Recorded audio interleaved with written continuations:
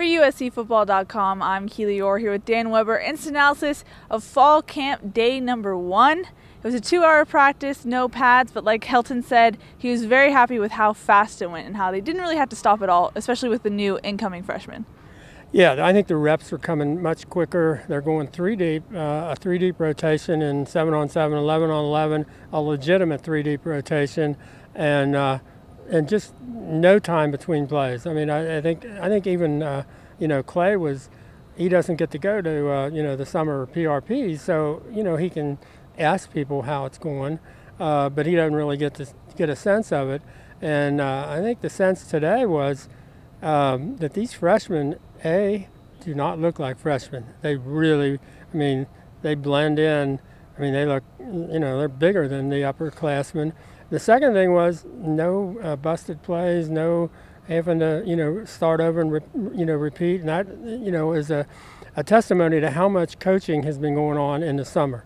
And I think, Clay referenced that. But I would agree with Clay. It was a really, really good first practice. Yeah, like you alluded to, there was some coaching going on today, but not from coaches, but from players. And Helton said that's because of the depth. Helton was very happy about the depth they have on the team right now. And it's because of that older players can now mentor the younger players and also take reps off of the veteran players. I think that's going to be a key with, we're starting 17 straight weeks now, yeah, with no time off.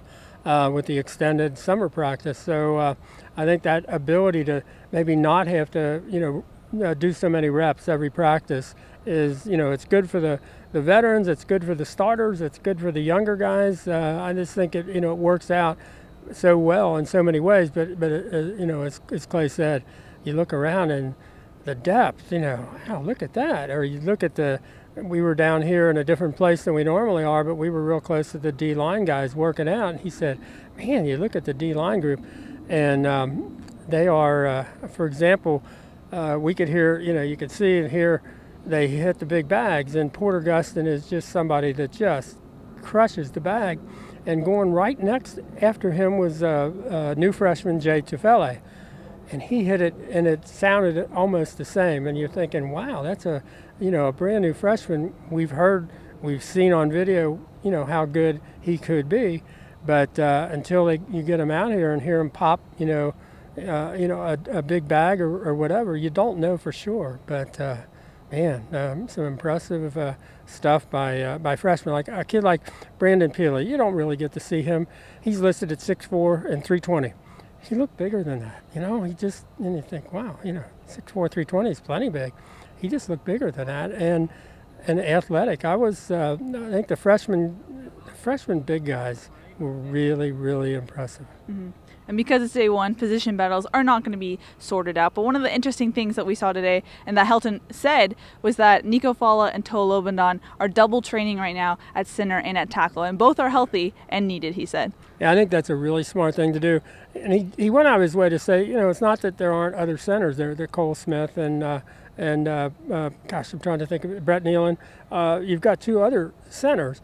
But the idea, if one of those guys goes down, the other one's going to be the center. And you got Nico training at center and right tackle, Toa training at center and left tackle. And I think that's just a really smart way. It shows they really considered all the possibilities and what if. And they've got a lot of experience. I think I totaled it up over the weekend in at least 75 starts between, and I know people think, wow, you lost 3 starters at USC, but still 5 guys back with, a combined 75 starts on the offensive line. So a lot of experience there, really. Mm-hmm. Both Chris Hawkins and Clay Helton said they couldn't sleep last night. They were very excited to get back on the field. You saw the excitement out here today, but it ran like it was like a mid-season practice in the sense that it was so smooth. And Helton said there was no trash talking. There was no bad effects of having the first day, and he said that's a trickle-down effect of having such calm, humble leaders like Deontay Burnett and Sam Darnold. Yeah, and then on defense, Cam Smith, mm-hmm. and Chris might not be the least untalkative, or the most untalkative guy, but otherwise, you just don't see it. And that's really a pleasure. They don't need to show off. They don't need to be somebody that they're not, and it's great to see that. And again, that's I think a carryover of what they did all summer. Summer was different from any summer we've seen, and the influence of those guys is really big. Mm-hmm. There's an off day tomorrow. We come back on Monday for more practices, and then an off day on Tuesday. So kind of a start and stop. Any other takeaways from today's practice? Let's see. What would be an interesting point? Just the fact that practice started at 2:50, not 2:30, not 3, not 2:45, 2:50. And, you know, Clay, they want to get routinized. And for example, during the week, they're going to be 2:50 and 3:30 because they have summer class. And so it's going to be similar. And then I guess once we get into September, it'll probably go to 4 o'clock. But they want there to be a regularity about when it happens in their day and how much time they have to get ready for practice, for example. And it's just a sense of, instead of, I mean, it wasn't long ago when there were like 8 or 9 different starting times for practice. And, you know, nope, this is, got one here, and that's pretty much going to be it. But I just think they want to go back to what they did so well last year when they got themselves together after being 1-3, and they put all the emphasis on practice, and how you play is how you practice, and we're going to do it regularly the same way every day, and we're going to be able to measure today against, you know, tomorrow and the next day and the next day. And I think it's a carryover of all the things that worked well for them happens here today, just with more players, more talent, more, you know, more ability to do things faster than they did last year, and it's probably a pretty positive start. Mm-hmm. All right, that's going to wrap it up for day 1 of fall camp. For Dan Weber, I'm Keely Eure. For more, check out uscfootball.com.